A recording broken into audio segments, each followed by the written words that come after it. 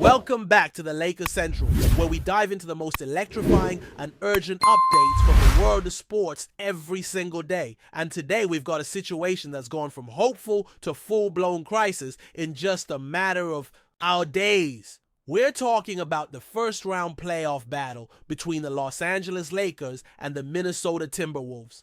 A matchup that just a week ago had fans feeling optimistic, confident, and even a bit cocky. But fast forward 4 games, and everything has flipped. The Timberwolves are now leading the series 3-1, and for a Lakers team that was built with championship dreams, the room for error has vanished completely. But here's the thing, if you're already counting this team out, you clearly haven't been paying close enough attention to LeBron James, to Luka Doncic, and especially to what legacy means when it's on the line. Because what's unfolding now isn't just about surviving to play another night. It's about legacy. It's about pride. It's about the identity of one of the most storied franchises in all of sports. And it's about the ripple effects that could shape the future, depending on what happens over the next 48 minutes of basketball. Now, before this series tipped off, a lot of people had the Lakers pegged as the favorites. And to be fair, that made sense. On paper, they had all the tools. Playoff-tested veterans, elite top-end talent, and depth across every position. LeBron, even at 40, is still playing at a level most players can only dream of. Luka Doncic, no question, is one of the most dangerous offensive forces in the league. And the supporting cast? Solid. Guys like Austin Reeves, Rui Hachimura, Jared Vanderbilt, and D'Angelo Russell provided versatility and production all season long. But the Timberwolves? They didn't care about any of that. From the moment the ball went up in Game 1, they came out like a team on a mission, confident, physical, focused. They stole that first game right at Crypto.com Arena, and suddenly the tone of the series was different. Game 2 saw the Lakers bounce back like veterans do. They dug deep, made adjustments, and got a gritty win to even things up. But then came Games 3 and 4 in Minnesota, and that's where the real trouble started. Both of those games were winnable. They were right there for the taking, but in the clutch, the Lakers broke down. Whether it was defensive lapses, stagnant offensive possessions, or just getting outplayed, the Timberwolves made them pay. Now they've got the upper hand. And with Game 5 on the horizon, this isn't just about staying alive. This is a full-on battle for legacy, pride, and maybe even the future direction of the franchise. And this is where LeBron and Luka come in. When the pressure's at its peak, when the season is hanging by a thread, these are the kinds of moments they live for. Let's take a step back and look at the numbers. In elimination games, when everything's on the line, no one scores more than LeBron and Luka, not Jordan. Not Kobe, not Steph, not KD. LeBron averages 33.5 points per elimination game. Luka, 33.4. Those are not just good stats. Those are legendary stats. That's the kind of greatness that shows up when everyone else fades. Think about it. This would be LeBron's 192nd playoff game. Just let that sink in. That's more playoff appearances than some guys play total games in their careers. And it's not like he's coasting through. He's still averaging nearly 28 points, 9 rebounds, and over 7 assists this postseason. That's not just longevity. That's timeless greatness. And Luka? He's doing exactly what the Lakers hoped for when they made that blockbuster move earlier this year. In his first playoff run wearing purple and gold, he's been delivering MVP-level performances. Across the first 4 games, he's averaging over 30 points, 7 rebounds, and 5 assists. Shooting close to 47% from the field, playing over 42 minutes a night. But beyond the stats is the way he's doing it. The confidence, the composure, the refusal to back down when things get tight. This isn't just another playoff series for him. This is a moment to cement himself in Lakers lore. But even with their brilliance, the issues surrounding his team are real. Offensively, they've become too predictable. Too many isolations, too much pick and roll. Not enough off-ball movement. One player who was a vital piece during the regular season, often the primary ball handler and scorer, has been reduced to standing in the corner waiting for catch-and-shoot opportunities. He looks disconnected, far from the aggressive threat. He once was. Another key piece, once trusted to deliver in big moments, has been inconsistent with his shooting and is getting hunted defensively. Opponents are targeting his switches, exploiting matchups, and forcing him into tough spots. And then there's a guy returning from injury, working hard, trying to find his rhythm, but clearly not at full speed. The second unit, struggling. They're getting outplayed by Minnesota's bench more often than not. That depth the Lakers once relied on has gone missing at the worst possible time. So now the question becomes, can this group, as currently constructed, pull together and respond? Can they push the series forward and buy themselves more time? Not just to chase a title, but to justify the belief and investment this franchise has put into them. Because if they go out in the first round after all this, it's not just disappointing, it's potentially disastrous. Some insiders are already asking the hard questions. Would a first round exit mark the end of this star partnership? Could one or both stars test free agency? Would the front office blow it all up and start fresh? And what about the rookie? The one who came in with very little experience but received the full backing of the front office. If things go south, does he become the scapegoat? Or does the organization double down and commit to long-term development? None of these questions have easy answers. But what is clear is this: everything now hinges on what happens next. This is the crucible where seasons are defined, where careers are elevated or quietly fade into the background. This is the moment to silence the critics, to defy the doubters. History tells us that underestimating season greatness never ends well. And if there's one thing we've learned, it's that when questioned, true legends answer with performances that change the narrative. The fifth game is looming, and it's more than just another do-or-die matchup. It's a mental war, a test of resilience, and a referendum on everything this team stands for. Because the truth is, the Lakers are not just playing to stay in the postseason. They're fighting for legacies, for locker room unity, for future contracts, for coaching stability, and maybe even for the next era of the franchise. When a team with championship expectations gets knocked out in the first round, especially after heavy investments and blockbuster trades, consequences follow. You can feel it in the air. There's tension not just on the court, but behind the scenes. This next game isn't just a game. It could be the spark that changes everything. And speaking of coaching, let's not pretend that pressure isn't mounting there as well. Game planning in a film room is one thing. Managing rotations, controlling momentum, and making real-time adjustments in the white heat of a playoff battle. That's a whole different animal. Fair or not, this game could define how the coaching staff is viewed going forward.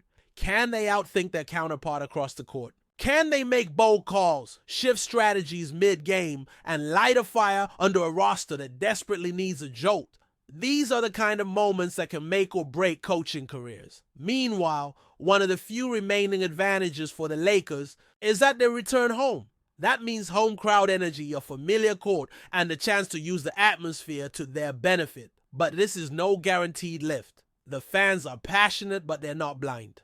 They've seen the body language, the miscommunications, the possessions where the offense stalls and the defense breaks down. They've witnessed frustration bubbling over, players staring each other down after missed assignments, and stretches where it looks like the team's unity is unraveling. The fans can be your greatest ally or a brutal reminder that expectations aren't being met. That's why the opening 6 minutes of Game 5 are massive. Momentum in the playoffs is real. If the Lakers start strong, hit first, and play with purpose, they can seize control early and maybe even rattle a young Timberwolves squad.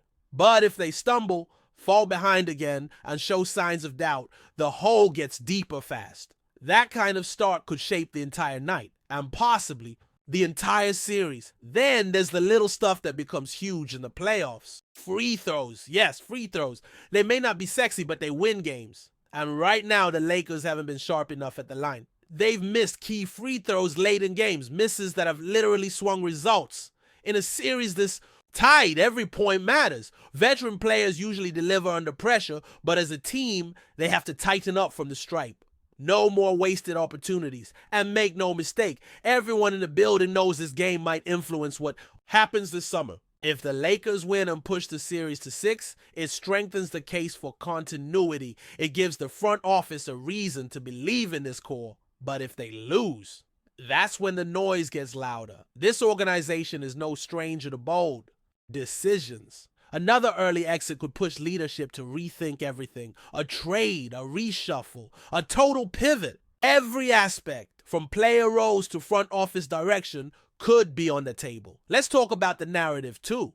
The media pressure around this franchise is relentless. Headlines are already being drafted. Phrases like underachieving, super team, stars in decline, front office misfire, they're being whispered in the background, just waiting to be confirmed. A Game 5 win doesn't erase those narratives, but it shifts the tone. It creates space for belief, for momentum, for possibility. And sometimes that's all it takes to flip a series. For LeBron, this isn't just about chasing a title. It's about time, about cementing his place alongside the greatest. He knows the window is closing. He's chasing that elusive fifth ring, one that would tie him with legends and place him above others who've fallen short.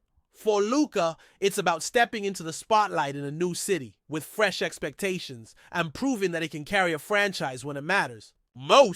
The partnership they formed is fascinating. It's potent, but now it's being tested like never before. The responsibility, as always, falls on their shoulders. They aren't just scorers. They're tone setters, leaders. What this team needs heading into Game 5 is urgency without panic.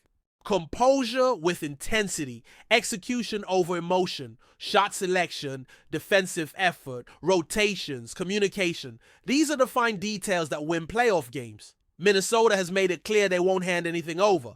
They've earned every bit of this lead. And one player in particular, a 23-year-old emerging star, has been nothing short of sensational. He's played like a seasoned veteran, showing composure beyond his years and fire that you usually only see in true stars. He's defended tough matchups for long stretches and still found the energy to drop 30 points in critical moments. He doesn't blink in the spotlight. He thrives in it. And if the Lakers can't find a way to slow him down, even just disrupt his rhythm, then this series might not make it back to Minnesota. But beyond the X's and O's, there's something more raw at play. Emotion. The Lakers weren't just beaten in Game 4, they were shaken. You could see it in their reactions. Missed calls, blown assignments, crucial shots that rimmed out.